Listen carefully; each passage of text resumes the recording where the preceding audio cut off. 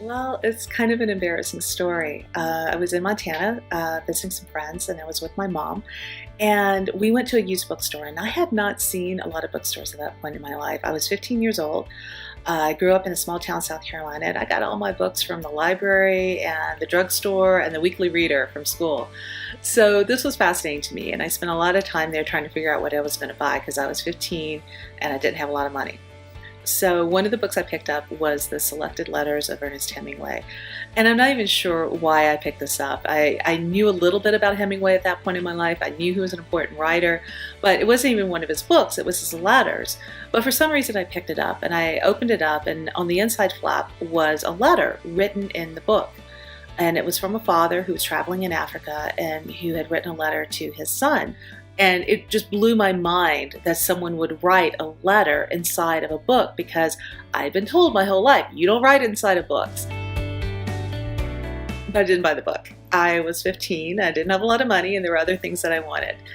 But for days, this book haunted me, and I kept thinking about it. And finally, I told my mama about it, and she said, well, let's just go back and buy it.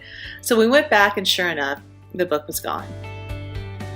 And I became fascinated by finding things in old books. So whenever I came across a used bookstore, I would always go in and I'd look and I'd look and I'd look and try to find something, an old book that had been written in. To me, that was just the best thing in the whole world. I'm 32. I'm in Seattle. I'm at a great used bookstore called Twice Told Tales. And I'm looking through and I find a copy of the Selected Letters of Ernest Hemingway.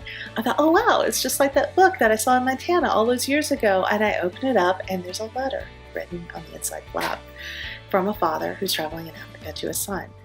And I was just blown away. I could not believe it was the same book. And then I took a closer look. I'm no longer 15 years old knowing nothing about Hemingway. I'm now 32-year-old with a degree in English who's read a lot of Hemingway at this point. And I'm looking at this and I realize I made a huge mistake when I was 15. This is not a letter that someone wrote inside the book. It is a reproduction of a letter that Ernest Hemingway wrote to one of his sons that has been printed inside the book as decoration. I could not believe I made such a mistake. The letter is even dated 1937. The book itself only has letters included up to 1961.